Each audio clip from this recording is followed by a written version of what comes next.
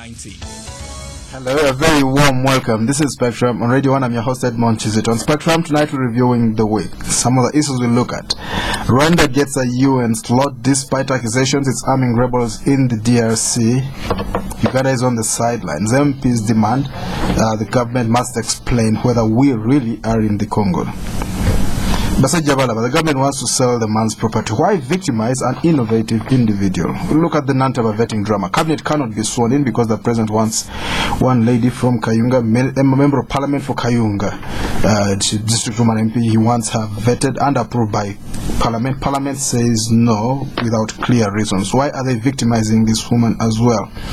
We look at the debate in the US. Barack Obama and Mitt Romney met for their second presidential debate. We look at the ramifications for that. Who gets that seat in the end? Our guests tonight, Hon Lydia Wanyoto, two-time Ugandan Representative in the East African Legislative Assembly from the NRM. She's also the wife of a sitting government minister. That's current about. She's also a lawyer. You're most welcome, Hon Lydia Wanyoto. To define her marital status. You're also doing listeners, I'd like to hear Edmond talk about other spouses, because I think each one of us here is above 18. Dr. Arthur, well, she doesn't want to be called a former, so you will look for something current. Lydia Wanyoto. Lydia Wanyoto. Dr. Arthur Bainomugisha, head of the Peace and Security Program at ACODE, lecturer of the Peace and Security Studies at Makerere University. You're most welcome. And husband. Thank you, Edmond, and good evening, listeners and viewers. We're also joined by Mr. Nicholas Opiyo, legal consultant at AKJUL, also Social and Political Pundit. You're most welcome, Mr. Nicholas Opiyo. Thank you, good evening, listeners. And I'm not a husband to any. Nicholas is a very young man, still waiting and waiting. We're expected to be joined by Imam Kasozi, lecturer at IUIU, also a Muslim cleric.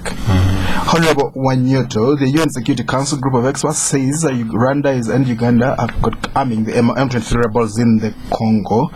They say the Rwandese Minister for Defense is actually in charge of that rebellion. Are these two countries, Uganda and Rwanda, being accused unfairly? These accusations have been on for a while, and to the best of my knowledge, the reason we have the International Conference of the Great Lakes Secretariat. It is headquartered in Bujumbura in Burundi, and this is a partnership within 11 countries of the Great Lakes, and their biggest agenda is to see how we can have peace, stability, and security within the region, within the neighborhood.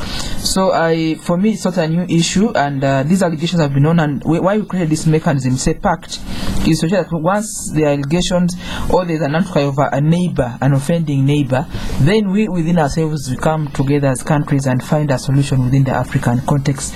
But the biggest challenge, Edmond and colleagues, which I see at a personal level that they need to solve, is the issue of the porous borders of the DRC, because for a long time the excuse that DRC's neighbors have is that they are protecting their side of the border. And for them, they cry foul, saying that these neighbors are interfering. I mean, they are crossed the borders.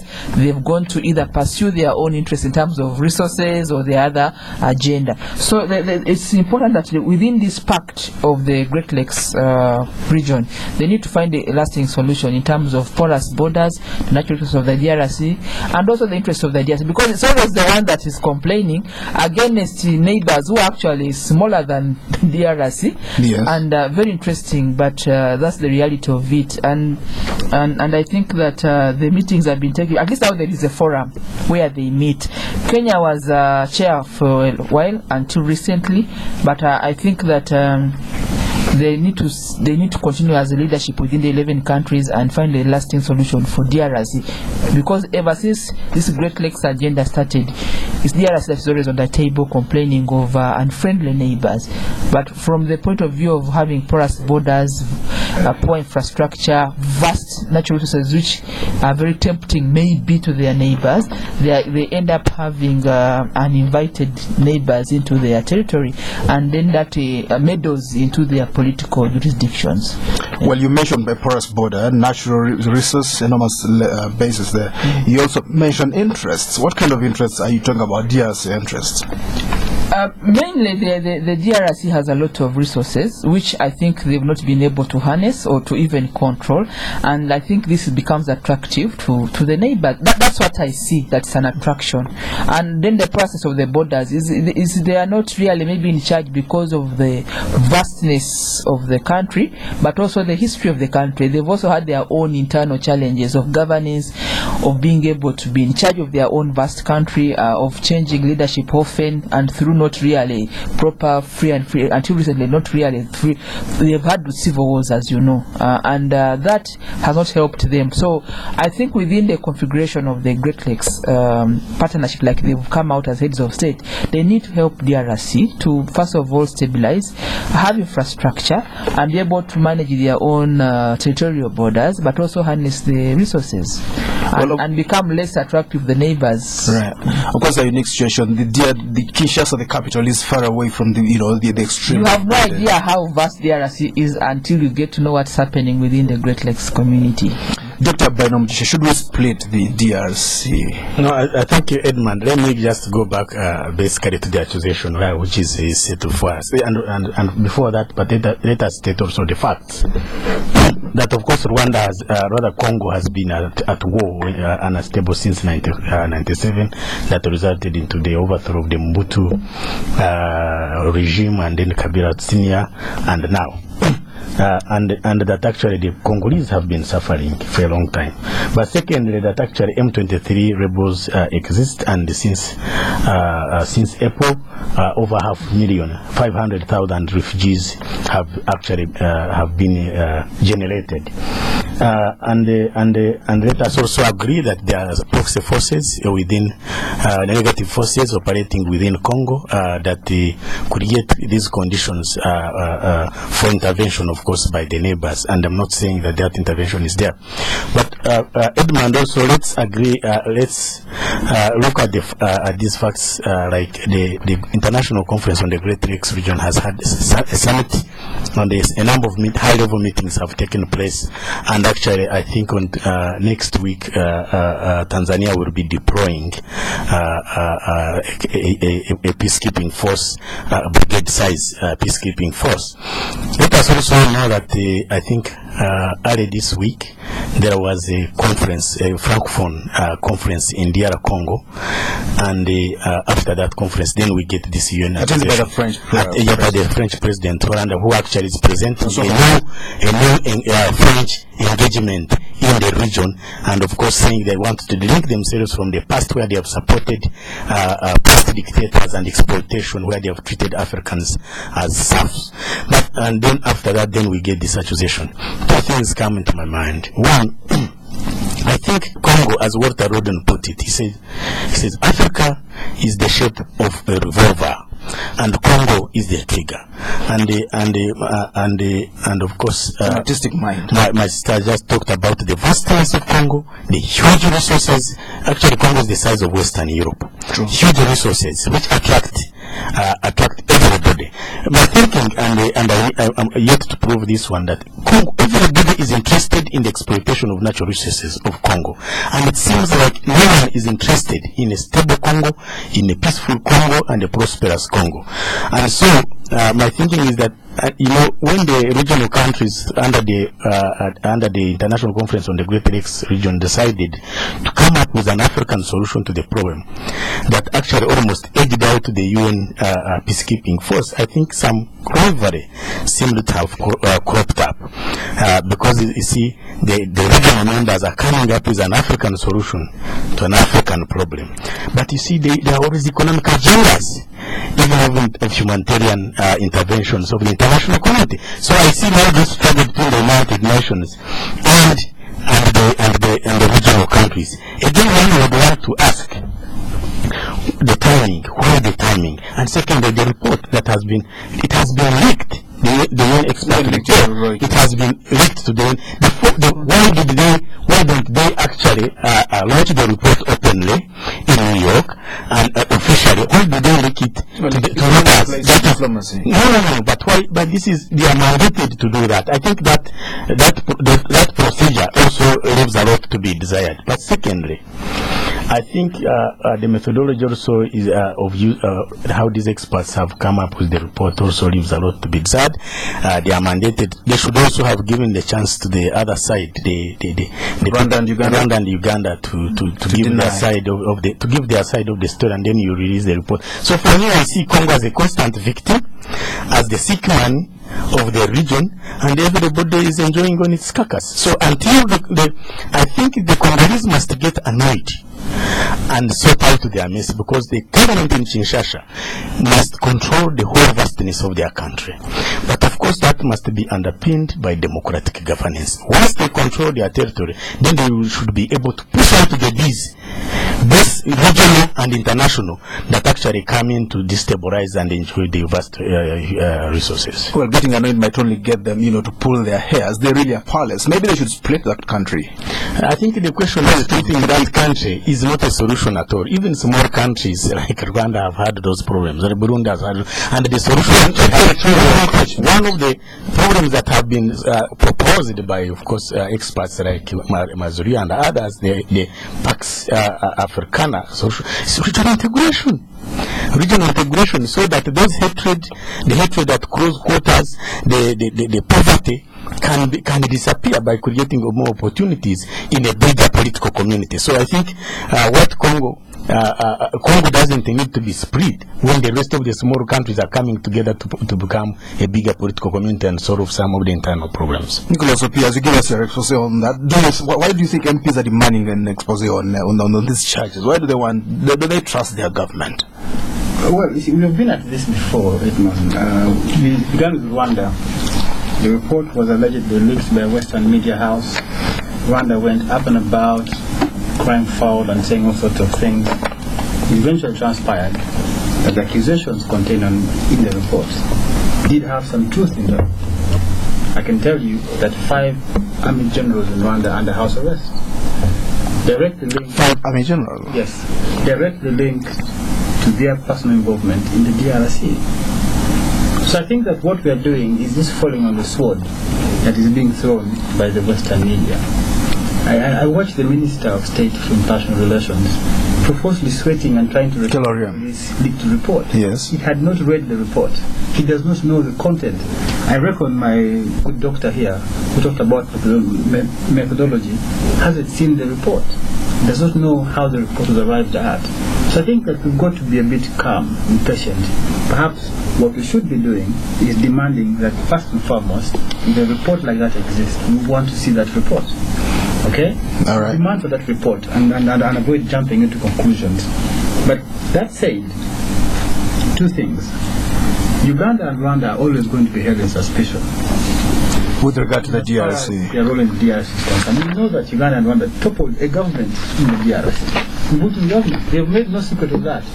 That they went into the DRC and toppled an entire government. Okay? So we know that Uganda's involvement in the DRC will always be looked at with suspicion. Now that suspicion, the onus is then on us. But Tanzania was here and they toppled the Idi Amin regime, and the Ugandans are proud of the relationship between Tanzania, and that's why. Those are two different. Yes. You think so? I mean, I'm not actually opposed to your point. Go for it, but also look at if actually the citizens of the country feel liberated. The intervention was to liberate them from actually the 33 years of Mobutu regime of decay and corruption. I think that's why actually the Congolese welcomed that intervention. And by the way, it was not Uganda and Rwanda which overthrew Mobutu. It was actually an African combined. So many countries were very involved, and there was no condemnation of the 2 countries. Yes, Nicholas, please go on. That's the effect. What I'm describing is the process which we don't deny, okay? Which is the fact. And then you see, I read a weekly paper called Sudan Tribune. The Congolese are not happy about Uganda's involvement in the Congo. The governor of the northeastern part of the DRC, where the UPDF right now are looking for coin, has demanded that they should leave in the DRC, from the DRC. They have accused Uganda of, instead of fighting coin, of logging, of cutting trees. They have accused Ugandans of hunting for elephant tusks. You see? So my view is that the onus is on Uganda and Rwanda to demonstrate that their intention in trying to help the Congolese sort out their problem. And there's a problem in Congo, a big problem, is actually bona fide, it is well intentioned. In the absence of a demonstration of that sort of will, they're always going to be held in suspicion. Thirdly, Edmond, the point that I have to make is that if you're looking at the DRC, it's beyond the Great Lakes region. All of us know the view of SADC on what should happen to Congo. All of us know SADC's position on Rwanda's involvement in Congo. They've made it very clear. So any solution in arriving at the problem of the DRC then must include the interest of the SADC nations that are also deeply involved in the DRC. Because if you don't do that and then take this as a Great Lakes region problem, you risk then excluding other people who have interest in this situation. And I think that what has been done is really more of a Great Lakes region initiative without the entire regional. But also more importantly, where is the role of the AU in this process? What is the AU doing? Because it's supposed to be the governing body that's supposed to be West African. Yes.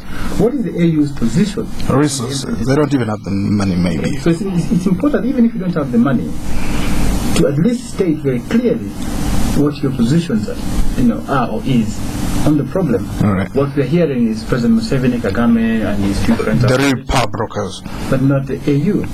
All I right. don't see an AU position on the problem of the DRC. Well, listeners, this is Spectrum on Radio 1. Tonight we're reviewing the week. Our guest, Hon Lydia Wanyoto, two-time Ugandan Representative at the East African Parliament from the NRM Party. Dr. Bainomugisha, head of the Peace and Security Program at ACODE, also a lecturer of Peace and Security Studies at Makerere, and Mr. Nicholas Opiyo, legal consultant at AKJUL, also social and political commentator. You might not be able to call in tonight, but you can send us your contribution. Send it to 7197. That is Spectrum. Message, question or comment, send it to 7197. The Marburg virus has hit us again. Dr. Bainomugisha, what are the ramifications? We just survived Ebola. We could have pilgrims in the Middle East because of Ebola, which just came and went. Now we're hit by the Marburg virus. Is it because we're making forays into the Congo that we're importing all these strange diseases? Edmond, of course, I'm not an expert on that one, and sometimes it's always good to not comment on the areas where you're not expert. But I think we've just been unfortunate as a country, and Ebola, very strange diseases, Ebola, HIV/AIDS, and now nodding disease, very strange. I think I don't know if there is a spiritual person, a religious person and I think Edmond, you are a pastor. What does it mean? I think I think we need to ask the Lord why we get all these problems. There is very strange problems, but I think also it has to do with the greater interaction, but also, which is actually now negative interaction. Like actually Ebola, it broke out in Chibale. I think this one is in Kabale. I think and you can see that's the whole root of the refugees. It could have been the interaction with the citizens' interaction with the refugees from Congo, and of course Congo. Let's not talk about the vastness. It's actually it's in the state of nature, like the way God created it. So these people lack a lot in terms of social services. You can call it pristine or primitive, whichever. Pristine. Yeah, I think untouched by maybe lack of immunization, because the service delivery there is not there. So you get people who have not been immunized, and they cannot escape some of these diseases that have been eliminated in most parts of the world that they are well governed and well serviced. But I just want to stop at that, because really I'm not an expert on that. Honorable Wanyoto, the big disease with a small name. Why Marburg now? Why? Of course, we are living in a world that is so porous, and the global dynamics are with us. So like Arthur has said, I'm also not an expert on the medical issues, but if they can sensitize us how to can be safe from that disease, and they tell us the pros and cons. I don't know whether it is contagious. I should not shake near Mr. Opiyo or near Arthur. I should not shake your hand, but they should tell us, so that we don't just come on radio to say, oh, there is this scare, and we don't know the details. So I expect some awareness meetings, programs, and mobilization of the community like us who are not very aware about what the implications are, so that we survive. Otherwise, this is a call to the medical people to let us know what is this animal Well, how do we avoid being victims of it? right. Yeah, just to confirm before the show, the Honorable gave me a warm handshake. So if I handshake. she could Right. be affected. Okay. No, I gave you a hug. Why are you trying to tell lies on that show? Let's assume it was a handshake. The handshake. It was a hug. It was a This time I gave a left handshake. This one I gave a hug. Give me a very warm hug. I got nothing. So I don't know why he's being shy about it. My hug was innocent. Yeah, Nicholas. But the point you've got to make, given we always break out, Yeah. okay, given that we have, you know, a very, you know, highly rural population, you know, there's a problem of knowledge, you know, so these things will always break out. And then given that we're next to Congo, which is a forested area, you know, these things will break out. I think the question we should be asking is not appealing to the Almighty and asking why us, why now. What I think we should be discussing is how prepared are we to respond to some of these emergencies. And that preparedness is what should concern us. Because these things will come, whether you like it or not. It might be something else tomorrow. It might be cholera somewhere else tomorrow. And this, for me, I think, Ty, is very key to the overall question of the defense budget. the healthcare budget that was in Parliament. That we must begin to then think that the most important thing in our country is to be able to be prepared to keep a healthy population. Because if you don't do that, you have an outbreak in an area where perhaps there's no doctor. You're going to have to look for doctors across the country to mobilize and go there. By the time they go there, there's a deep problem. Remember what happened with Ebola in Gulu? Ebola broke out. It took 3 weeks for Lukuya To realize it was Ebola. to go back to Gulu and realize, oh, this is Ebola. But people had died. So we need to prepare our healthcare system to be able to, one, detect, two, prevent, but also sensitize our people to be able to avoid the spread of this disease. Well, 3 people have already died, confirmed by the Ministry of Health from the Marburg virus, and from the information that we have, it has many symptoms, almost similar to the Ebola virus. Catches the same. You don't sneeze unless someone was innocent, others will catch it. Another 4 are probably suspected to have died of the same discovery in Western Uganda. This is Spectrum on Radio 1. We'll go for a break. We'll be back.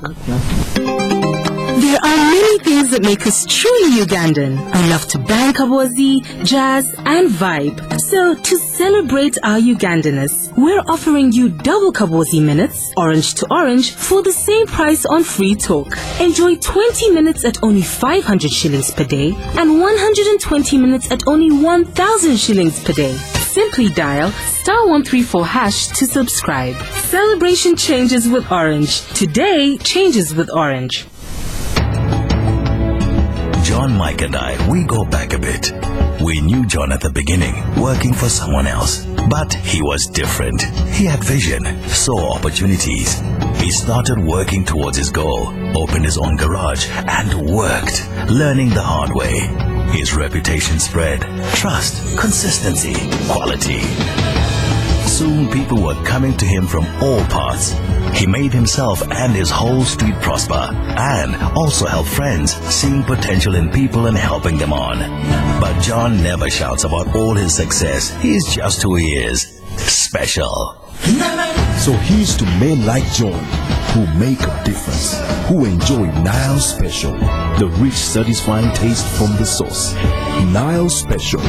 You've earned it. Not for sale to persons under 18. Spectrum on Radio 1 FM 90. Welcome back on Spectrum. Tonight reviewing the week. We've just been looking at the UN Security Council accusing Uganda and Rwanda of being in the DRC arming rebels fighting against a legitimate government. Rwanda and Uganda have denied it. We've just spoken about the Marburg virus. 3 people have died in Kabale.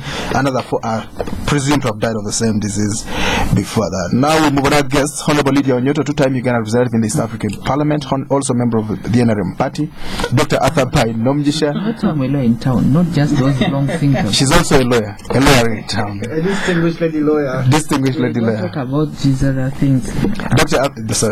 Bainomugisha, head of the Peace and Security Program at ACODE, also lecturer of the Peace and Security Studies at Makerere, and Mr. Nicholas Opiyo, legal consultant at AKJUL, also a well-known social and political commentator.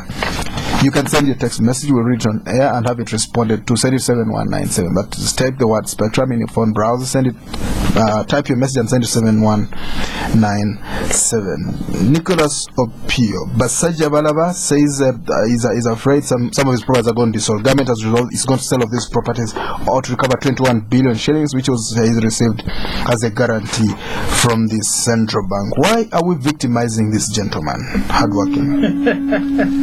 Nicholas Opiyo. I don't think many Ugandans agree with the term victimization.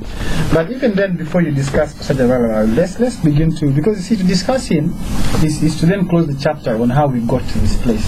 I think that debate has to be had if we are to avoid a similar situation from happening. How did we get to this place? How did this one single individual become the beneficiary of government's $11 million gone? Not just once, twice, and many times. We need to discuss that question. That's important. What is the process? What is the criteria for helping out local investors if they're in problem? Because I know of an investor from the north called Mr. Okane Vitaform, whose factory was run down. Vitaform and Gulufom, they own both. Was completely rendered bankrupt, not because he was not managing it properly, but because UPDF soldiers, the Ministry of Defense, got mattresses from there and they didn't pay. It's now, a rotting factory in Ginger, and promises to have been compensated have for years not been fulfilled. So we have got to ask the question, what is the criteria for selecting people to be helped, people to be assisted? Do we have a clear, known way of arriving at this kind of things? If we don't, we must discuss it. But then, if you've had that discussion, you then begin to discuss Hassan Hadabalaba as a person, or how we can remedy what we think is really a mess that we've gotten ourselves into. I think that, you've had this with Mnyonyo, Sudir, where we gave him money and the guy went to Parliament and said, I didn't ask for money. How do you then ask me to give you shares of my property? We've got to then begin to see how we can recover the money and make sure that these guys, who apparently are very close to the regime, can actually pay back this money in our coffers. Because during this government? Yes, exactly. Because you think so? Basaja Balaba, I think, used to, or actually still occupies a very prominent role in the NRM structure. I think it's either you want him to return this money now? He has got to. If we are fighting corruption, if you are having an accountable government, these kind of people should begin to be held to account to the highest level possible. Because if you don't do it, one, you're going to cause disharmony among local investors. Two, you're going to actually, again, this boasts at this debate about corruption and saying that we condone corruption. We want to see action, not just speeches by Keith before Parliament or statements. A well-meaning man, Keith Makerere. He's a hard-working guy. He's wonderful. I think he means what he says. The thing is that he's not going to do it. The guy is supposed to do it. Just don't do it, because we know that the titles of the Bank of Uganda, we know that the houses are being occupied by this same person. He's collecting rent. What are we doing? Even if people like Keith mean well and actually say we should do this, do we actually do it? We don't. You asked that question, I don't have the answer. I also want $500,000 from the central bank. Dr. Arthur Bainomugisha, give me some advice. How do I walk the Basaja Balaba? I want to go there, knock on the door and walk out with $500,000. I'll pay it back, I promise. Now, I think I think from the very word go, I think we need as a country, I know as a country we've been struggling to build the middle class. Because we know that it's can do it through me. But now see, the whole methodology of building the middle class has been flawed and has proved wrong, and we need to go back on the drawing board. There's no one who can build his wealth by actually grabbing government resources and they build on that. So I think that was wrong, and that's why this country every 5 years we have a new millionaire who comes up and no one knows. We wake up to find that he's a millionaire, and after like 5 years the millionaire has disappeared and a new one will emerge. So we failed to build an organic middle class, because what developed countries did was actually to build a middle class that's organic. So every year you graduate people, they join them, and it becomes a layer. So I think the Basaja Balaba's process of wealth creation was wrong, and we are now reaping that problem. But I think moving forward, you think it's a bad method? It's a bad method. On my ambitions, create an enabling environment. create a value system that actually rewards hard work, so that people who work harder succeed in this country. What provides some incentives, yes, but this kind of selective kind of support for some people. Only what would be the basis for supporting a man like Wasajabala? What qualifications did he have? I think has been a problem. But as a country, we need to build the middle class, and we need to go back. But we must recover public funds and restore confidence among the citizens that their money is safe with the leadership. I think I don't care. I think the properties should be auctioned. The government move to sell and recover, I think, is a good move. And I think, of course, the employees, that's something that we must also think about. There are people whose livelihoods actually depends on some of these businesses. That also must be handled very well. How do you handle it? I think initially maybe it's the government. For me, I can see that the government initially is the one which has capacity to perhaps to buy some of these. I don't think that in Uganda we have. Well, they did do it with Vitaform. Why do they do it with Haba? What, come again? When you're saying you're crying about the employees, why did they do it Vitaform? Vitaform also had employees. I mean, you see, the whole world is going through an economic crisis, and you see, we need to also manage a stimulus package to Basaja. No, that wasn't. I think what we need is to care for our employees. Government actually could buy out. I don't know. I'm just thinking aloud. These properties and manage them, then actually privatize them later on. But in the short run, I don't think that Nicholas, my friend here, Lydia, can afford to buy those properties. Again, we'll ask, unless it is Kazinda, but Kazinda is behind. But I don't think we have people with that kind of clean money who can buy and manage those properties. In the short run, I think government should intervene, then privatize gradually. But we need those properties to survive. There is a credit, of course, to Wasajabara. He had a big dream, but he didn't build it from the bottom. It was a top, rather it was a top. So he had no roots at all. So he's there, just hanging. It can be a problem, a national problem, if we don't handle it very well. Some people have said that the only thing that is built from the top is actually a grave, rightly or wrongly. So you think that was the wrong method, giving Basajabalaba man, and we should not do that way? It was the wrong method, and let me tell you, my strategy would have been, is if you get 21 billions, and you genuinely want to create a middle class, we could have actually identified entrepreneurs. Of course, use an agency like ACODE. the Enterprise Uganda, and go select like 100, could be 100 or 20 entrepreneurs around the country, because you want to build this middle class around the country. Get like 100 from each region or each district, or 200, and train them, and then give them this money. You could have had about maybe 1,000 entrepreneurs, each one of them with like 100 or 50 million. I tell you, you transform this country. You transform this country, rather than giving it to a person who doesn't know what to do, and all he does is to go and put up a hotel there which is rotting. That legacy, is it legacy? Is it called? Well, is it legacy? Money. No, I don't think I can. I cannot even book sleep in that. Honorable Lydia Wanyoto, you are a lawyer.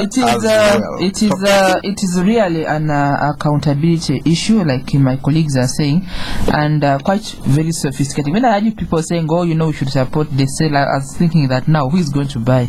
Because most of the people that own money really in Uganda, if we talk about also indigenous Ugandans, very few people can afford to buy off what these properties, and then how do you leave Basajabalaba? Because the whole thing is so sophisticated. I was able to watch the debate and the unfolding of the reports at Parliament. It was not a Basajabalaba issue alone. There are so many people involved. So involved in what? Which was involved in this Basajabalaba thing? It's just his name, but around him and within him, this money went so many other hands in the process of him procuring this money. So I want to go. Yeah, it's on record. It's there. The debate has been on. Would you give us some more? People don't just go to Bank of Uganda and get those guarantees and you get it. It is you have to go down to the General's Chambers. Ministry of Finance is involved. But those are offices. Those are not. There's only one in the corner. Yes, but there are so many people involved because those offices are manned by people. Well, not in their individual capacity. talking Yes, listen, Edmond, I'm telling you this. You want to listen because I'm coming to the issue of streamlining processes. Go on. Because if you want to get, if you want to do a stimulus like what he's talking about, getting 20 people to build a middle class, whatever, there is a process. But the process that we have now, it is easily abused. So we need to tighten the processes. Do we actually have a process? We have no process? Yes, listen to me, please. We have institutions in Uganda that actually people like Wasajabalaba went through, but those processes are prone to abuse. We have a Bank of Uganda that is mandated to be a custodian of Uganda's monies. We have Ministry of Finance which prepares papers and does the due diligence on anything on money. We have that on the General Chambers that is the clearinghouse for any legal paperwork, and is Uganda's legal person for any matter on government.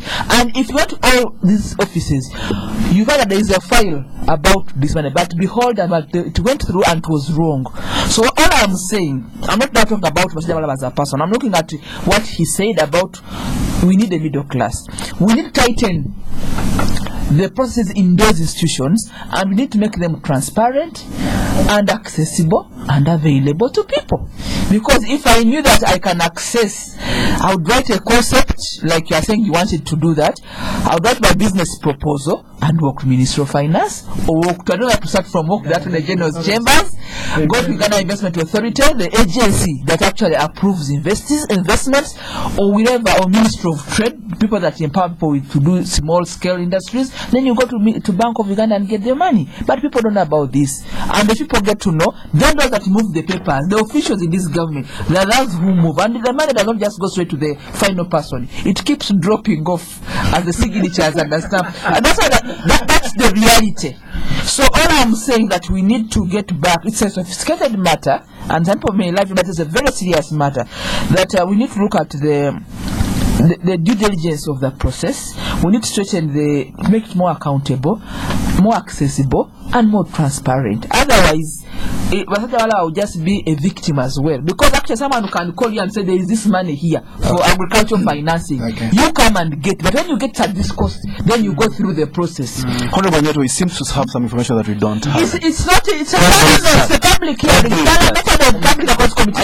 I could go tomorrow and begin that process. Doesn't matter how long. Just to go to the relevant ministries. You have to start the Investment Authority. Uganda has an agency here. Uganda Investment Authority. And you can end up with Bank of Uganda. You can end up anywhere to get this money, but you have to be prepared because the systems have to be changed. That's what we are saying. You can say bring back the money that was there, but who is even going to get back this money? Because very people in Uganda, how many Ugandans have factories or are manufacturing and have disposable money to buy this property which they have not planned before that Basaja has? I spoke to someone this week. Who tell me? I spoke to if you are saying that government should buy, let's finish it more. Just a second. If you say that it is government should buy these properties of Basaja Balaba, when we have so much budget gaps, because you must have money that you are ready to put off to buy some unplanned properties. Right. Yeah.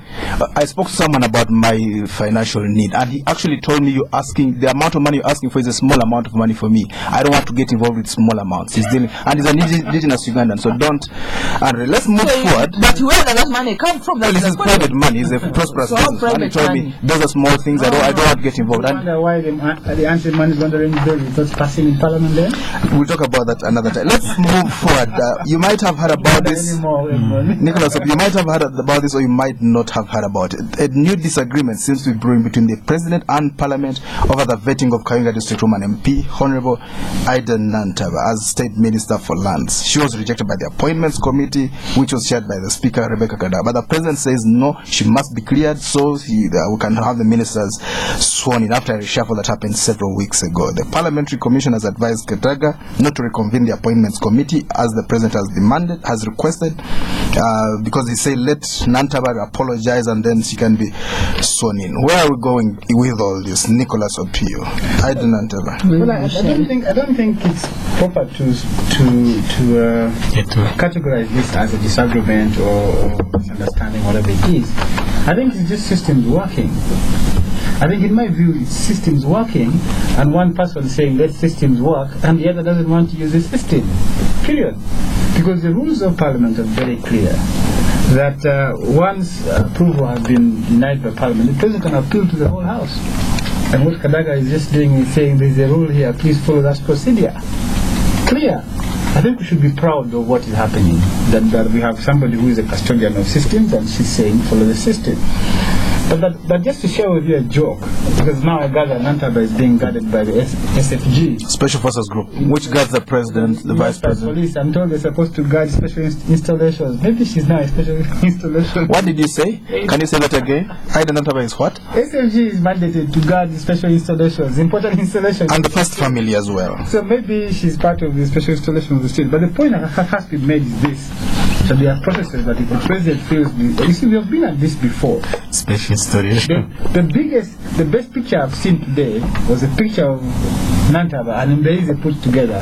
Which newspaper was that? Social network site. Go on. You know, we've been at this same place with Mbeize. You know her. You know that lady who's now RDC somewhere. Who has a son, I think, called Kaguta, whatever it is. We've been there.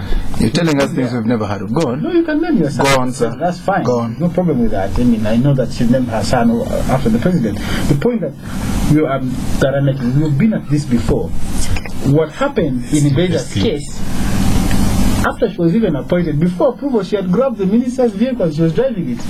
State Minister for Lands? Yes. How did she access it? She need a driver? No, are they from the same village? She came for her vetting in the minister's vehicle. So the point is, you've been here before. Maybe she had already vetted herself. She's been here before, and Parliament put his foot down and says, no, we can't approve this one. Those details are very interesting. The same thing, I think, has to be done with this lady called Nantaba. There's nothing special about her, because that is the mandate of Parliament. Parliament has to be seen to be working. Parliament is not a rubber stamp. You just said she could be a special installation. Questions need to be asked, and if those questions are not answered, then processes must follow. I think that we must begin to respect Parliament. What I don't agree with is the committee having its work done in private. I think we need to know the reasons why they have failed to live on television. But the point is, you know, she's been disapproved. That is it. Move on. Swear in our next cabinet. Let Richard Todong, let Frank Tumembaze get to work. We need these guys to work if we have a government that is working. It's very strong statements that are coming from Mr. Nicholas Opiyo. Honorable Lydia Wanyoto, why is the women's movement silent about this gross injustice? No, the women's movement, of course, not silent, because it is who says it's a gross injustice. This lady can be approved. No. The issue is this is a process. They are shifting goalposts. So they say one thing, tomorrow they say another thing. Why? No. First of all, I was quiet because I don't like speculating, and like Opiyo. And she comes from Kayum. Just listen. Why do you like interrupting when I'm talking? This is because I'm a woman.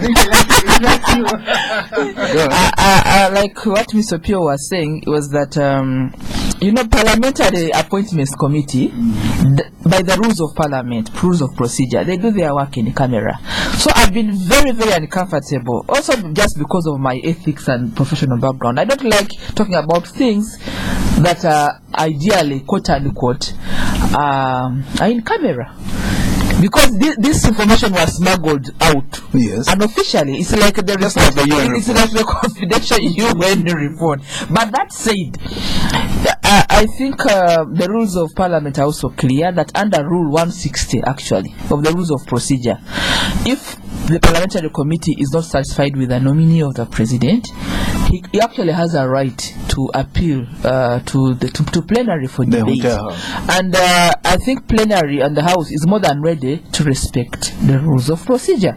So this is really for media, talk show, for excitement, for whatever. But for us, really, we would like to come in as women or as leadership. If there's a debate really that works, we don't just jump on. You don't think this is an empty debate? You think? No, it is, because first of all it's in camera. We should give it chance. Let's give it space and chance to be concluded. Yeah, because they are still negotiating, they are still discussing. I mean, Rule 160 has not been put to the floor. That's the plenary. And plenary. We should wait and see whether it should not be whatever. And Honorable Nantaba, I think she has respected this, because I can't just jump on her and say, you're a fellow woman. Why are you not? Why is the woman? No. If she thinks that she's aggrieved, and she has a reason to be aggrieved, she has a lot of leverage. She has a lot of. She has a big constituency than I think men to make an appeal. She can appeal to the speaker.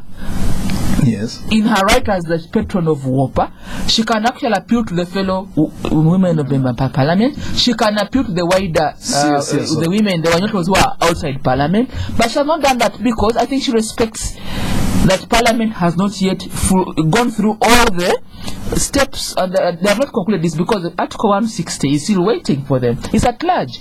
So I think we should give it time, and we should not push it and say, we are putting words in her mouth, but also in what parliament is doing. And I think we should respect the presidency and the Parliamentary Service Commission and the speaker to conclude this matter, because it will not take, I think, another 2 or 3 months. Really, they will have to conclude. It's a media issue. It's a media issue more than a parliamentary. It takes 2 months. Is it worth waiting? Yeah, but I haven't stopped working because Natava is not in the cabinet. I think we are just, and I normally, Edmond, you know me, I don't like discussing personalities. It's also very traumatizing for her and her family and for her constituents. And it's not necessary. At least because some the process is still continuing. I don't know about the security. Bainomugisha. Yeah, thank you very much. Well, postulating so much on this. No, of course, Lydia is just chickening out. That's a public matter. When you are appointed as a minister, when you become a leader, there are certain. Are correct. I'm telling you, once you venture into the public domain, your private life and others, actually, you begin to lose some because you are going to be transacting. But the point, but just to discuss the substance of the matter, is that what we see. No, you see, we as citizens are interested in the leaders that lead them, and the press is just doing its job and justice to scrutinize the leadership of this country, because that's how you can bring about public accountability. So what is happening for me is potentially positive. It's democracy at work. We see the whole principle of separation of powers working, a parliament exerting its responsibility and role, and the president also, or the executive, exerting its role. And as things unfold, I would want these institutions to exercise professionalism. This is not breaking history. It's not really making history. Nantaba may fail. She's not the first person to become to fail. She can be appointed. She can be appointed. Don't happen. What's likely to happen? Let's read it. I think what is likely to happen is that the president, of course, will have to sit in a positive, swallow his own. All right, let's move forward. Now you're enjoying speculation. Let's move forward. We take really? All right, let's chance. The women's movement is letting down one of their own. Let's talk about the U.S. presidential debate. The second debate, Mitt Romney performed worse than Barack Obama. Barack Obama had been the victim in the first debate. He spoke at a White House dinner last night, and he said the other night, and he said he actually slept through the first debate, acknowledging he had performed badly. Who's going to win that election? Nicholas Opiyo. We'll have another debate on Monday. Again, just stay away from speculation and just tell you what I think. I sat up late to watch both the presidential debates, but also the VP debates, and what you see there is full-blown democracy at work. And I told people, I said, I can't wait for a time at which we have President Museveni and his arch-rival Kizito, perhaps. You want a presidential debate? Table, having a discussion at the Sheraton? Plans for this country. In 2011, there was something like that, but they sent representatives. They sent Kabushenga. Maybe I should organize one for the next election. In the U.S. is extreme display of democracy, and this is catching fire across the world. The UK now has a debate of that nature. The same thing is now going to happen in other parts of the world. In France, they had the same. They had the first one the last time. Yeah, the first one. In France, they had the same thing. It's catching up. I think we need to, but more importantly, after bitter disagreement before the world watched by over 60 million people, these two gentlemen were in global moods at dinner time. At the Al-Shahid dinner, where they cracked jokes about their families, about them. They were laughing, they were happy.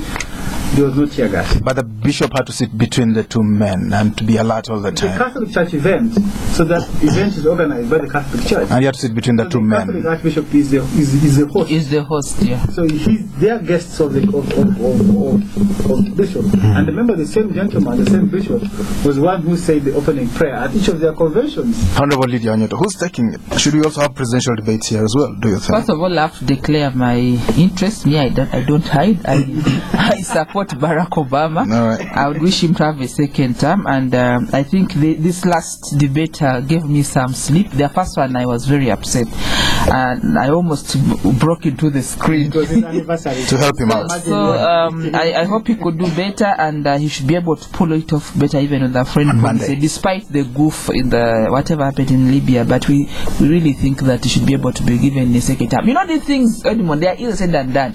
Leadership takes time, so let's allow him to do 8 years so that he can shape his dream of leadership for the US. Yeah. Dr. Arthur Bainomugisha, you lived in the States for a while. Yeah.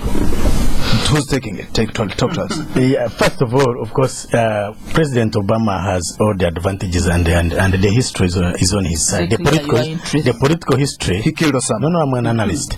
The political history is on his side. Actually, most American presidents, it's rare unless something bad, like the Somalia debacle, where the 17 U.S. Rangers were killed and dragged in the streets. And dragged on the street. That, of course, stopped the chances of Bush from actually getting a second time. Right. But that aside, I think Obama has done well. And if you watched the debate, he was challenged and he listed his achievements, and they were very, very, very strong. Very he did that well on the economy. Mitt Romney came out much better on the economy, apparently. Yeah, you see, in the first debate, Mitt Romney, of course, really defeated Obama, and you saw the opinion polls. But in the second debate, the second presidential debate, I think he was at his best.